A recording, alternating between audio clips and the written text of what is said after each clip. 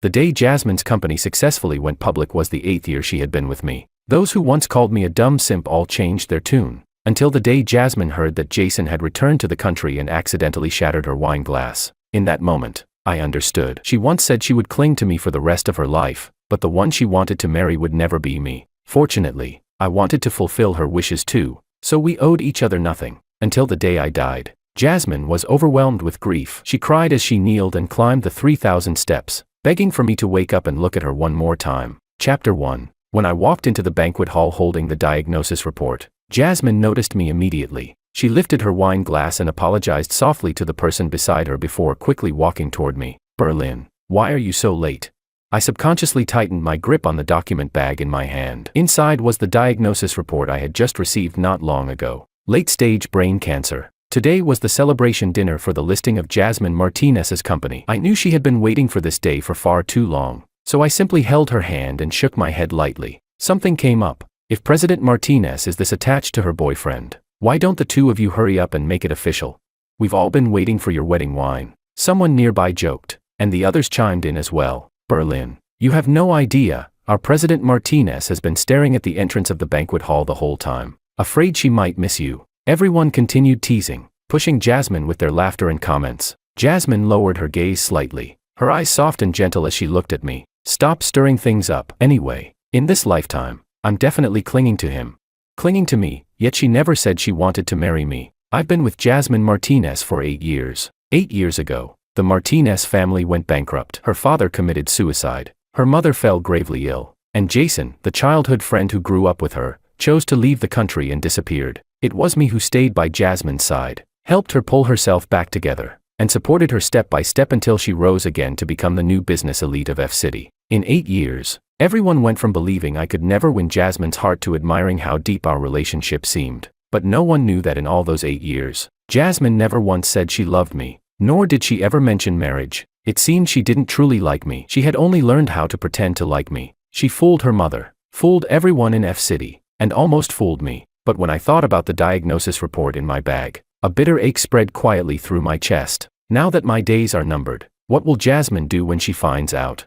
I looked deeply at Jasmine, and just then, someone nearby mentioned unintentionally, speaking of which, I heard Jason recently came back to the country. His family's financial chain seems to be in trouble. He's probably back for a marriage alliance. Before the person finished speaking, a sharp crack sounded. The shattering of a wine glass startled everyone and drew their attention toward us. The glass in Jasmine's hand had fallen. The sharp shards scattered, slicing her leg. Blood slowly trickled down. She froze for a few seconds before reacting under everyone's gaze. I hurriedly picked her up and carried her to the lounge, then fetched a first aid kit to bandage her wound. Maybe my expression was too grim, because Jasmine seemed a little frightened by me. Berlin, I just didn't hold the glass properly. Don't overthink it. Don't overthink. Why shouldn't I overthink? I looked at the nervous expression on Jasmine's face and couldn't tell whether the pain came from her wound or from my heart. Jasmine, you still can't forget him, can you? We both knew exactly who him referred to. Jasmine grabbed my hand, explaining softly, Berlin, I really just didn't hold the glass steady. You're the only one in my heart now. I looked into Jasmine's eyes. I had seen these eyes countless times, gentle, calm, yet distant. They had a kind of magic that made you instinctively trust her words. I thought I should carefully search for the slightest hint of guilt in them, but then I felt there was no need. Even if I found it, what would it change? I would still have to lie to myself afterward. I pushed her hand away, lowered my head, and replied, I believe you. Chapter 2. You're the main focus of tonight's banquet. Your wound has been treated. Go out and entertain the guests first. I'm a little tired. I want to rest for a while. Jasmine glanced at me several times before finally walking quickly out of the lounge. The moment the door closed, I collapsed onto the sofa, an overwhelming numbness spreading through my chest. I turned my head toward the diagnosis report lying beside me. When I went to get the first aid kit, I had casually placed the report on her left side. If Jasmine paid even the slightest attention, she would have noticed it. She would have discovered that I had brain cancer, that my time was running out. But Jasmine herself never realized that whenever she lied, she would subconsciously look to the right, so the report placed on the left was destined to be overlooked. It felt like fate was playing a cruel joke on me. On the day I was the most helpless, it made me discover this brutal truth. That small episode didn't affect the banquet at all. After sending off all the guests, Jasmine and I returned home together. Everything at home unfolded just like on many previous days. She made sobering soup, we washed up, cleaned, and then went to bed. But today, Jasmine was obviously different. She usually slept quietly, yet she kept turning over again and again. I closed my eyes, pretending not to notice. Then suddenly, the space beside me grew lighter, followed by soft footsteps. I saw Jasmine heading to the balcony, the glow of her phone screen unusually bright through the glass. The night was heavy, cold wind slamming against the glass and seeping through the gaps with sharp whistling sounds. Yet Jasmine, wearing only thin sleepwear, seemed completely unaware of the cold. She stared fixedly at her phone, chatting with someone, I didn't know who. Jasmine didn't sleep at all that night, and I lay on the bed, watching her through the glass the entire night. But even so, when daylight came, we acted as if nothing had happened, preparing breakfast, saying goodbye, going to work. But after Jasmine left, I stared at the empty house, suddenly feeling lost. When Jasmine first started her company and desperately needed staff, I gave up offers from major corporations to help her. Later, as the company gradually gained footing in F-City, I chose to work from home, taking freelance design projects so I could take better care of her life. Back then, I never thought much of it. Putting her first in everything was something I considered happiness. But now, that happiness felt like mockery, a cruel joke directed at me. In a daze, I cleaned the already tidy house. Then I suddenly noticed a blue folder on the cabinet. Jasmine had always been organized. She would never place things randomly. I walked over and opened it, discovering it was today's proposal and materials for an important contract signing. The contract was crucial for the company. Without thinking further, I grabbed my car keys, took the folder, and rushed to the company. Because I was in such a hurry, I didn't notice the strange looks people gave me as I walked through the building. It wasn't until I reached Jasmine's floor that Secretary Lee spoke in surprise. Mr. Berlin, why did you suddenly come to the company? Your President Martinez forgot to bring her proposal documents, so I brought them to her. I held up the blue folder, glanced around, and asked, "Where's Jasmine? Jasmine, are you still holding a grudge against me?" A familiar male voice came from an office not far away. Everyone's gaze immediately shifted in that direction. Secretary Lee instinctively moved in front of me, speaking awkwardly. "Sir, I don't think it's appropriate for you to go in right now. What's inappropriate about it?" I looked at her, my expression turning cold. "Professionally, I'm also a shareholder of this company. What's wrong with me asking about company matters? Personally, I'm Jasmine's boyfriend. Why should I sneak around?" Secretary Lee still looked hesitant, but I didn't hesitate at all. I walked straight past her and headed directly toward the office. Chapter 3. Jasmine. I really had no choice back then. My parents didn't allow us to be together. They even tried to force me to marry another woman. Jason, dressed in a casual suit, stood in front of Jasmine. The two of them looked like a young couple in the middle of a heated lover's quarrel. I really didn't have a choice. Leaving the country was the only thing I could do. Jasmine pressed her lips together in grievance, saying nothing for a long moment. But the hurried call from Secretary Lee, who had rushed over, made her instantly notice me standing at the door. A flicker of panic flashed through Jasmine's eyes. She immediately pushed Jason away and hurried to my side to explain. "Berlin, why are you here?" "This is Jason. He's here to discuss a partnership with our company." I lifted the folder in my hand and said calmly, "You forgot your proposal and documents. They were left at home." When I deliberately emphasized the words "at home," a hint of resentment flashed in Jason's eyes, but he still followed Jasmine's explanation and said, "That's right. Martinez Corporation has great development potential. Our Kim family is interested in forming a partnership." Jason shot me a proud look, as if he was absolutely certain I wouldn't get angry. And I truly didn't get angry. I simply turned to Jasmine. When it comes to business, everything revolves around profit. Without a flawless proposal, not even Jasmine can make the decision to collaborate. Jasmine's eyes widened in surprise, and she instinctively tightened her grip on my hand. Berlin. Her hand was warm, holding mine tightly. But I felt nothing, no warmth, no emotion. I only stared at Jason and said, "If Mr. Kim wishes to discuss a partnership, then please bring a proper proposal next time." Jason Kim had gone through life smoothly. When had he ever been treated like this? He called Jasmine's name with wounded indignation, and when she didn't respond, he simply glared at me and stormed off angrily. I saw the way Jasmine instinctively followed his leaving figure with her eyes, and my heart sank completely. "Berlin, why did you say something like that? What did I say wrong?" I looked at her and let out a bitter, mocking laugh. "So what do you want me to say? Encourage you to help him?"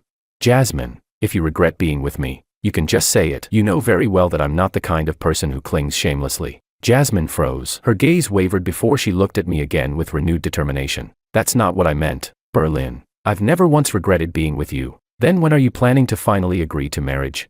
Before she could react, I pressed the question further. "Berlin, I'm not ready for marriage yet. Give me a little more time." "Okay." Jasmine lowered her head slightly, her tone a mix of guilt and evasion. But I promise, I love only you. Jason and I are already in the past. I watched her eyes instinctively drift to the right when she said that and finally closed my own eyes. All right, Jasmine, those were your words. Those who betray true love deserve 1,000 needles in their heart. And even that wouldn't be enough. After that day, Jasmine and I seemed to return to our usual calm. Every night, she curled up in my arms like a gentle little cat, and I, like a perfect husband, prepared everything she needed every day. The Kim family had once been a well-known business empire in F City. Because of that, news about the worsening crisis of the Kim group had become a hot topic in recent weeks. Whenever Jasmine listened to those reports, her expression remained unchanged. From the company staff, I heard that Jason had come looking for Jasmine several more times afterward. Unfortunately for him, Jasmine avoided him each time. No one knew what she eventually said, but Jason had stormed off shouting angrily and never came back again. I knew all of this was intentionally made known to me. She wanted to prove she had truly moved on from Jason, that she wouldn't betray me. But what Jasmine didn't know was that from beginning to end, what I wanted was never the fake gesture she deliberately put on for me. Chapter 4. Under the control of the medication, my physical condition remained in a delicate balance. Looking at the pale, gaunt face in the mirror, I let out a helpless, bitter smile. I was going to the orphanage today, but I still hadn't figured out how to tell Auntie Monica about my illness. I spent most of the first half of my life in that orphanage. The conditions there weren't great, but the director always tried every way possible to raise donations, doing her best to give us a better life. So after graduation, I sent money to the orphanage every 3 months, hoping that children who shared the same fate as me could grow up better than I did. The orphanage was located near the outskirts of F City, next to a small section of the old town where tourists occasionally passed by. When I arrived, I happened to see the director, Monica, waiting at the entrance with several children. I hurried over and sighed. Monica, didn't I tell you not to wait for me outside?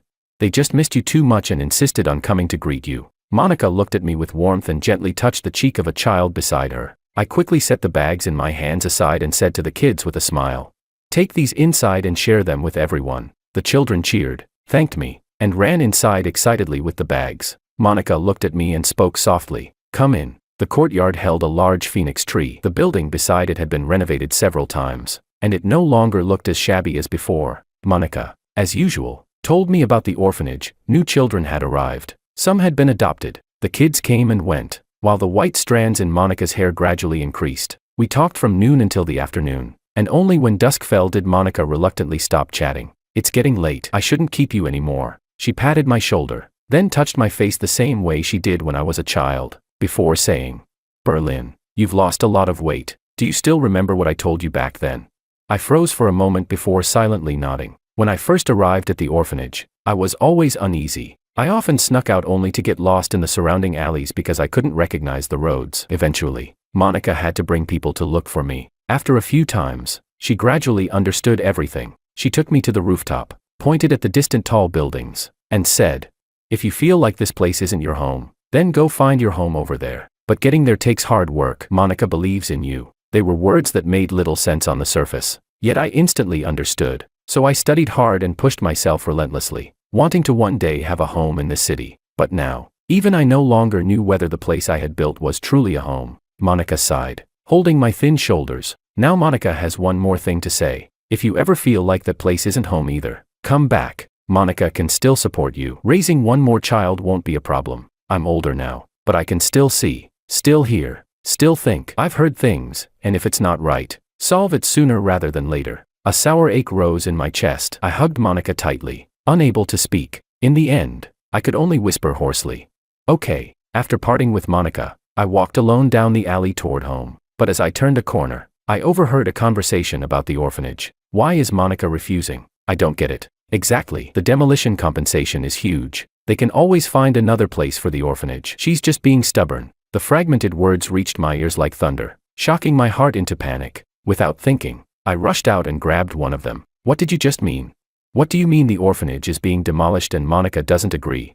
The people nearby recognized me quickly. One of them frowned and said, "Berlin, you didn't know. I remember the Martinez Corporation helped connect the negotiations. I think it was with the Kim Group. I heard they're planning to turn this whole area into a large tourist attraction. Some officials even came to inspect earlier." It was the first time these words sounded so foreign to me. My steps instinctively retreated. My mind echoed only one phrase, Martinez Corporation. A headache I hadn't felt in a long time suddenly struck. I pressed my temple hard and looked toward the direction they pointed. Chapter 5. In less than 300 meters, I saw two familiar figures. I walked toward them step by step, stumbling, almost collapsing. Pain and weakness attacked every part of my senses, but I couldn't care about any of it. When I reached them, I grabbed Jasmine's shoulder. The moment she turned around and saw me, panic flashed through her eyes. Berlin. But I was in no state to hear any of her explanations. I cut her off immediately. Jasmine, is it true that you're planning to demolish this area to help the Kim family build a large tourist zone to save their company? Jasmine's gaze wavered. After a moment, she nodded. If this project succeeds, it will boost the entire district. It would be a win-win for everyone. Enough. I couldn't stop myself. I cut her off sharply, staring straight into her eyes. Jasmine, you know there's an orphanage here. You know how many times someone tried to take this land, and every time, Monica refused. Do you know why Martinez Corporation was able to secure the development rights this time? It's because Monica trusted me. She trusted me, and trusted the person I loved. She believed Martinez Corporation would develop the land without destroying what was already here. What are you doing now? My fists clenched. At last, I understood why Monica had hesitated so many times. Why she urged me to resolve things. If it were just rumors or news reports, I wouldn't have believed them. But Monica knew I would never agree to turning this place into an artificial tourist attraction. So the revised plan, from beginning to end, had been hidden from me by Jasmine. All for Jason. Jason looked pleased with himself, arms crossed as he spoke lazily.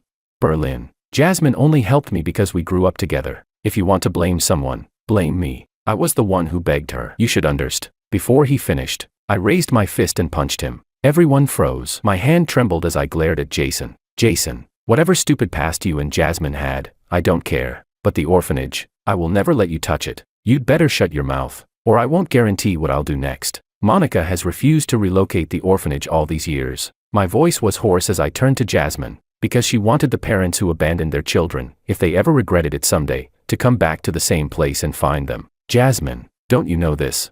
And now, for Jason, you're actually targeting this land. Jasmine stepped toward me, trying to take my hand and calm me down. Berlin, don't be like this. Just think of this as the last time I help him. Once this is over, we'll get married. Okay. If the orphanage is gone, we can build our own little home. I stared at Jasmine in disbelief. A sharp pain stabbed through my head, and my blood surged hot and chaotic. My limbs grew weak, the trembling spread uncontrollably. For the first time, the sight of the woman in front of me made me feel sick. Marriage. The thing I had brought up countless times. The thing she rejected countless times. She could say it so easily now. All because of Jason. What did she take me for? And what did she take Monica's years of perseverance for? I couldn't hold back anymore. I flung her hand away. Jasmine, what do you think I am to you? Chapter 6. I will never marry you. And the orphanage. You won't touch even an inch of that land. Berlin. Listen to yourself. Isn't everything you're doing just because of that life-saving grace back then? Jason, clutching his face, suddenly spoke. If I hadn't brought Jasmine to play around here back then, how would she have ended up pulling you out of the water? If anything, you should be grateful to me. Looking at the two people in front of me, nausea rolled violently in my stomach. I stepped back a few paces and looked at Jasmine and Jason with bitter mockery. Grateful. I've stayed with Jasmine all these years. How much have I done for her? How much have I given to her company? I've repaid that so-called gratitude long ago. Jason Kim, do you really think Jasmine could hide helping the Kim family from me? Impossible. I'm the second largest shareholder of Martinez Corporation. I shook my head and let out a low, humorless laugh. If you insist on pushing me, then Martinez Corp and the Kim family can go down with the orphanage. I don't mind burning everything to the ground. A wave of dizziness crashed over me. My vision darkened and doubled, and something damp touched my fingertips. I looked down. Blood dripped steadily from my nose and onto the ground, blooming like red flowers. I staggered back, but after only a few steps, my legs gave out. Darkness swallowed everything. I had a long, long dream. In the dream, I was a detached bystander, watching my own life from afar. A mother who despised me, a father who loathed me, then being sent to the orphanage, where, because of my withdrawn personality, I was unliked. Only Monica cared for me, but there were so many children in the orphanage. I never felt like I was anything special, until the day I stepped on moss, slipped, and fell into the river. The rapid water swallowed me, my mouth and chest filled with suffocating cold. I sank and resurfaced, the suffocation so intense I truly thought I would die. And then, a girl appeared in the water, swimming toward me. In that moment, she looked like a mermaid appearing out of nowhere, pulling the drowning me back to the shore. I thought she was my salvation, but I never expected it to be the beginning of another abyss. At the start of the story, I never intended to be with Jasmine. Compared to Jason, I knew I wasn't good enough, not in ability, not in background, not in charm. But 8 years ago, when Jasmine lost everything, it was still me who said those words. Jasmine, let me help you. Everything afterward followed naturally, her studies, her mother, her company. I gave all of myself to support her. I thought if I worked hard enough, she would one day see me. But I forgot, love is uncontrollable. Just like even though Jason abandoned her and fled overseas, ignoring everything she suffered, she still loved him. Even though I gave everything, a body full of injuries and illness. In the end she agreed to marry me only because of Jason. If I had plenty of time left, maybe I would have agreed, continuing the endless waiting. Or maybe I would have refused, rebuilding my own life. But I'm dying. With so little time left, why waste it on this? When I woke up, the strong smell of disinfectant and the white ceiling made it clear I was in a hospital. Jasmine, who had been waiting, stood up immediately. But once she got to her feet, she seemed unsure what to do next. Neither of us spoke. A long time passed before Jasmine finally asked, her voice hoarse. Berlin, why didn't you tell me? Chapter 7, Tell You.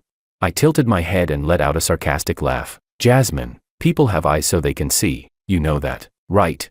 When you lie, you always look to the right. In that lounge, my medical report was placed on your left. If you had told me the truth, your eyes would have naturally fallen on that report. The growing number of pill bottles at home and the decreasing amount of food in the fridge. I looked at Jasmine and said softly, you can see all of that, you just choose not to. Jasmine looked as if she had suffered a heavy blow. She backed away repeatedly until she bumped into the chair behind her. Her face turned pale, and she whispered helplessly, Berlin, I didn't. But didn't what? I knew better than anyone that Jasmine would never get back together with Jason. She's gentle and kind. After everything I've done for her, she couldn't possibly stay with Jason with a clear conscience. But she's also so stubborn, she can't lie to herself and fall in love with me. So she kept running away from our engagement. In her heart, that most important place would always belong to Jason. In this lifetime, I possess so few things. So few that even the tiny bit slipping through my fingers is enough to make me risk everything for a chance to hold on to it. But I can't accept that everything I've fought for is something others can trample on so casually. Whether you did or not doesn't matter anymore.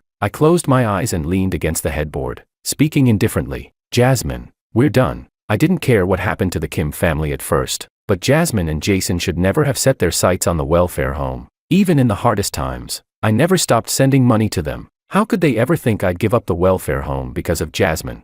Jasmine looked as if she had taken another devastating blow. She stood there unsteadily, unable to accept what I had said. After a long silence, I finally heard her voice. You're just angry. You don't actually want to break up with me, right? I won't agree to it. Berlin, just wait for me. After saying that, she fled the ward. Her footsteps faded away. I leaned back against the headboard, all strength leaving my body, my eyes drifting toward the window. My head throbbed dully, and even the scene before me seemed to blur. The wind from outside drifted in. I numbly reached out my hand, watching the curtains sway, yet feeling nothing at my fingertips. Sir, because of the special location of the cancer cells, the doctor's words echoed in my mind once more. Later on, you may experience vision impairment, sensory impairment, and a series of related symptoms. We recommend you be hospitalized and start treatment as soon as possible. I had once considered going through those painful treatments just to live a little longer, but now, I've changed my mind. I'm destined to die. Monica and those children, they only have me to rely on. Instead of spending money on prolonging this dull life of mine, I'd rather leave it for the welfare home. With that thought, I planned to ask for discharge, but before I could act, Monica had already found out everything. Seeing her red-rimmed eyes as she stood by my bed, the tears I had been holding back suddenly overflowed. Monica sat beside me, holding me like a mother, and asked gently, such a big matter, why did you shoulder it alone?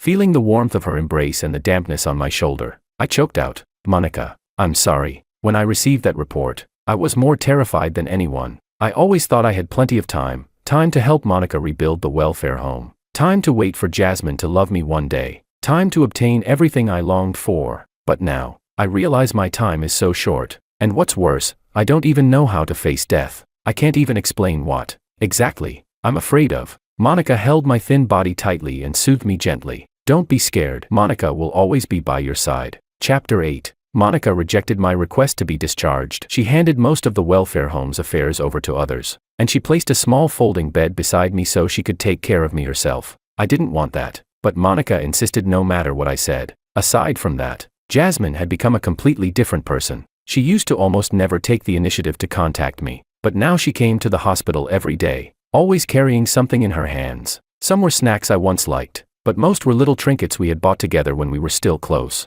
I knew Jasmine wanted me to remember the past, to remember that we had once had good times, but what Jasmine didn't know was that all those things she thought I loved, from beginning to end, they were only what she thought I loved. I only liked them because I loved her, because anything she gave me became something I cherished. Love is a filter. When you like someone, even a wildflower they hand you becomes a priceless treasure, but once you no longer like them, even if they bring you a fortune, you feel nothing. Fortunately, most of the time, Jasmine couldn't enter my ward. Monica knew the reason behind my coma and hospitalization. As long as she was in the room, no matter how much Jasmine begged, she wouldn't let her in. Jasmine didn't dare force her way inside. She could only look at me from afar through the glass window of the ward door, then gently place the things she brought at the doorway. For a full 3 months, Jasmine did this almost every single day, and every time she stared at me through the glass, I always turned my head toward the window, refusing to meet her gaze. Monica saw everything, and her attitude gradually softened. She even began trying to persuade me. Berlin. That girl Jasmine has already told me about the welfare home situation. The new renovation plan is finalized. The welfare home won't be relocated. After all, she and Jason grew up together. It's inevitable she'll act on emotions sometimes. Before Monica finished speaking, I gently shook my head. The problem between us was never Jason. If she had been firm enough, how could Jason have ever had the chance?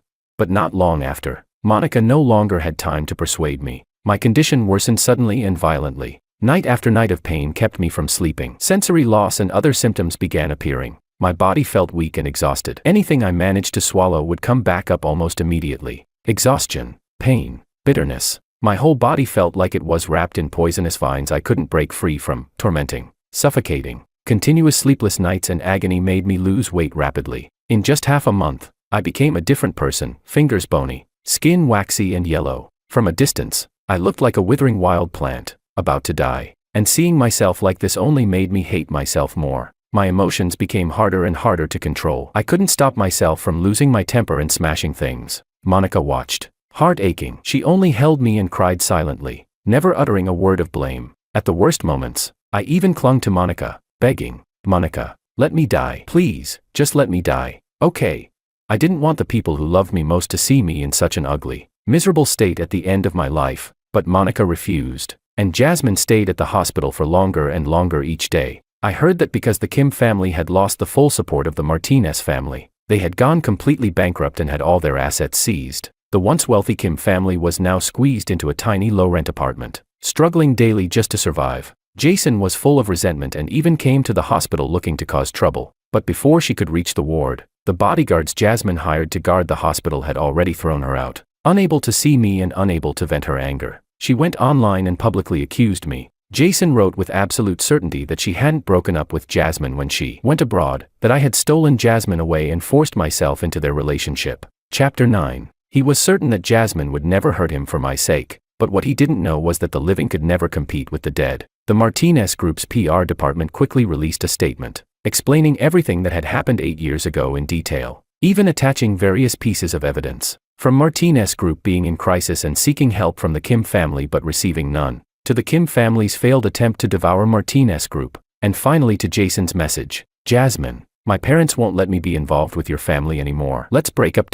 The evidence was irrefutable, the facts crystal clear. Public opinion instantly reversed, and the Kim family's reputation plummeted. When Jasmine learned that I knew the truth, she did something rare. She got angry. She pressured various companies into firing the Kim family members who had finally managed to find jobs. When the Kim family found out everything was because of Jason, their former affection for him vanished completely. Resentment, scolding, arguments, these became a daily occurrence. As for me, I no longer cared about any of it. I prayed every day for my suffering to end sooner, but whenever I saw Monica's reddened eyes, I forced myself to smile, until one morning, when I opened my eyes and found the world completely dark. I had gone blind. The doctor said it was caused by advanced brain cancer. The tumor was pressing on my optic nerves. In other words, it was most likely incurable. I responded calmly, politely asked the doctor to leave, and then told Monica I needed a caregiver. Monica was getting older and couldn't handle too much strain. Now that I was blind and unable to move freely, there was no way she could take care of me alone.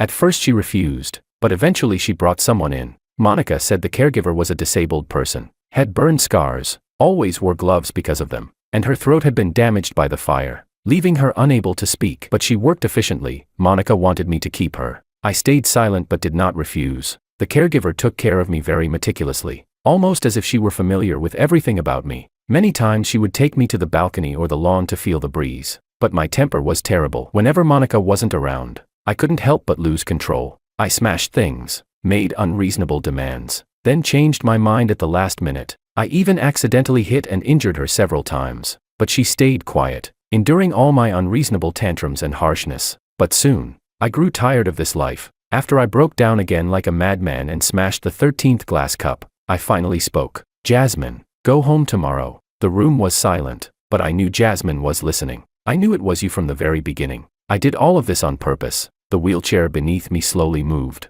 and I heard that familiar voice. "I know, I won't leave." Those few words were her entire answer, but exhaustion crawled through every inch of my body. Leaning back in the wheelchair, I spoke wearily. "Jasmine, I don't love you anymore. Jason was right. You saved me. I'm supposed to repay you. So I accompanied you for 8 years. The debt is long repaid. You don't have to force yourself to stay by my side." Since our last argument, this was the first time I had spoken to Jasmine in such a calm tone. But Jasmine suddenly threw herself into my arms, hugging my thin waist tightly as she trembled and choked. "Berlin, don't talk to me like that. You're scaring me. I know 8 years ago you walked toward me. Now it's my turn to walk toward you. We'll have countless more 8 years. Berlin, please don't abandon me, okay?" Listening to Jasmine's desperate plea, my heart was strangely calm. I couldn't see a thing, yet for the first time, I felt like I could see everything clearly. "But Jasmine, I don't love you anymore. We won't have another 8 years. I don't even know when I'll die." Chapter 10. The sound of suppressed sobbing came from in front of me. A heavy wave of exhaustion washed over me, and suddenly I remembered, I seemed to have never seen a sunrise in my life. So I said, "Jasmine, I heard that in City F there's a mountain called Glow Mountain, and during sunrise the sky is filled with blazing radiance, brilliant and dazzling, and there's a legend. Glow Mountain has 3,000 steps. If you bow once with each step, and finish all 3,000 at sunrise, your wish will come true." I imagined the sunrise, and couldn't help smiling faintly. "I want to see the sunrise. If tomorrow morning, you appear there on time when the sun rises, we'll start over." Jasmine was obviously stunned for a moment when she heard this. Then she tightened her grip on my hand and stammered, "I will. At sunrise tomorrow, I'll definitely reach the top of Glow Mountain on time." Hearing Jasmine's uncontrollable excitement and joy, I moved my hand slightly, though I couldn't lift it. When Monica learned I wanted to go to Glow Mountain to watch the sunrise, she initially disagreed. "Your body can't handle that kind of strain." "But Monica, I've never seen a sunrise." I rubbed Monica's hand and smiled again. Or does Monica think a blind man isn't allowed to watch the sunrise? Just those 2 short sentences rendered Monica speechless. After a long while, she finally said slowly, "My car is too small. I'll borrow a bigger, more comfortable one." Glow Mountain was far away. To avoid missing the sunrise and reduce travel strain, Monica drove me there immediately after borrowing the car. The car rocked gently, and I drifted into a dazed sleep. My dreams were chaotic and fragmented, like pieces of film flashing by, replaying my short and unfortunate life, until a familiar voice woke me. "Berlin, we're here." I struggled to sit up and, with Monica's help, settled into my wheelchair. The early morning wind was freezing, stinging against my skin. Even though Monica wrapped me in a thick coat, the cold still seeped deep into my bones. When people get cold, they always want to distract themselves. I couldn't see anything, nor did I know when sunrise would come, so I kept talking to Monica. I spoke of how my mother had once pushed away my hand and abandoned me without hesitation, of how my father resented me for failing to keep her, beating and abusing me over and over again, then of how I met everyone at the welfare home. But when it came to Jasmine, I suddenly hesitated. "Monica, why do people like someone else?" I asked in confusion, like a child once again seeking answers Monica had no way to give me. If only she had been a little crueler to me, then I wouldn't have liked her. I would have stayed far away from her. Monica didn't speak. She only held my hand tightly. Without an answer, I didn't mind. I continued on my own. But if she had truly been that cruel, I wouldn't have liked her from the very beginning. Cold tears dripped onto my hand. My fingers twitched slightly as I turned my head in confusion. "Monica, are you crying?" "I just got something in my eye from the wind." "I'm not crying." Monica crouched down beside me and spoke softly. "Berlin, there will be many people who like you. The children at the welfare home, they all like you the most. Do you remember Maya? That kid is only 10, but she keeps saying she'll marry you when she grows up." I blinked, and as if the wind had gotten into my eyes too, tears slipped down uncontrollably. 1,000 words pressed at my lips, but suddenly, a burst of light appeared before my eyes. I witnessed a moment I would never forget in my entire life, the morning glow spreading across the sky. Like transparent strokes of paint brushed over the horizon, the mountains towering beneath a radiant sunrise, golden light spilling everywhere, so beautiful. I reached out my hand, as if trying to catch a streak of that dawn light. In the blur, faint calls came from behind me. I gripped Monica's hand with my other hand and said softly, "Monica, the sun has risen, and the moon should be setting too." Chapter 11, Jasmine's Extra. When the first streak of brilliant dawn light pierced through the air, I had just reached the mountaintop. Ignoring my disheveled state, I looked at the familiar figure standing at the peak and couldn't help calling out in joy. But as I stumbled forward, what I heard instead was Monica's suppressed, collapsing sob. In that moment, I felt as if I had been struck by lightning. Why was she crying? Didn't Berlin finally get to see the sunrise he had dreamed of? I dropped to my knees and shuffled toward Berlin step by step. When I saw his peaceful profile, my vision blurred, and I grabbed his hand with trembling fingers, whispering, "Berlin, Berlin." I finished the 3,000 steps, one bow with every step. I did it. Didn't you say it could make a wish come true?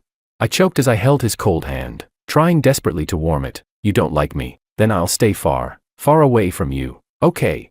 Berlin, look at me one more time. Just look at me again, please. Whatever you want me to do from now on, I'll do it. If you don't want to see me, I'll leave. I'm begging you, just look at me once more." But before I could finish speaking, Monica rushed over and shoved me away. She wrapped Berlin tightly in the coat and glared at me with hatred. "Jasmine, you didn't cherish him when he was alive. What's the use of saying these things now that he's gone? Berlin's biggest mistake in this life was meeting you." Monica's face was twisted with sorrow. She collapsed over Berlin's body, crying without restraint, calling his name again and again. I fell to the ground, helplessly staring at Berlin as tears streamed down my face. Berlin's funeral was simple. He had no family, and very few friends. Most of the people who came were from the welfare home. Monica refused to let me attend the funeral, so I could only stand outside the door, watching the unfamiliar mourners from afar. The funeral lasted 3 days. For 3 days, I didn't eat or drink. I simply stood outside, staring at the place in the living room where Berlin lay. I knew Monica didn't want to see me, so on the day of the burial, I followed from a distance. Only after Monica collapsed at Berlin's grave, and others helped her away, did I dare walk toward it. The photo on the tombstone was taken when Berlin was 18. That year, Berlin was full of ambition, dreaming of carving out a future with his own hands, giving the children at the welfare home a better life. But that was also the year the Martinez family went bankrupt. For my sake, Berlin willingly hid himself behind the scenes,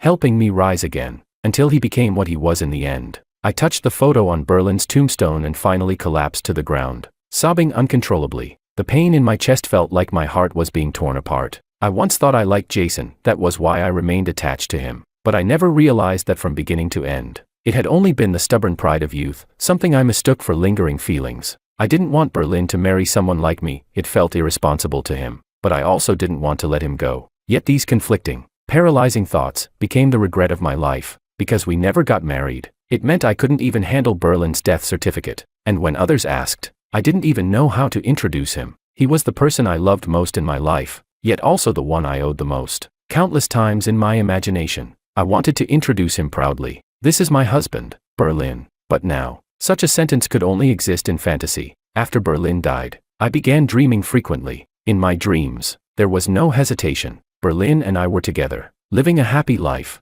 growing old hand in hand. But every time I woke up, all I could do was stare blankly at the home Berlin had decorated with his own hands. Day after day, I missed him more. I worked desperately, earning money like my life depended on it, expanding the Martinez group step by step. Before Berlin died, he hoped more than anything that the welfare home would thrive. He had already transferred all his shares to Monica. Monica refused my help, but the more money I earned, the more dividends Berlin's shares produced, and the better the welfare home became. I poured everything into my work, and at 35, I adopted a boy and named him Oberon. I devoted myself to raising him, watching him grow stronger and more capable, watching him slowly take over responsibilities within the company, until, at 45, I suddenly collapsed and was hospitalized, in the very same ward Berlin once stayed in. Inside that room, I did everything the way Berlin once had. Oberon couldn't understand why I refused treatment, until I told him our story as if it were a tale from the past. On a rare day when I felt strong, I asked Oberon to take me to Glow Mountain.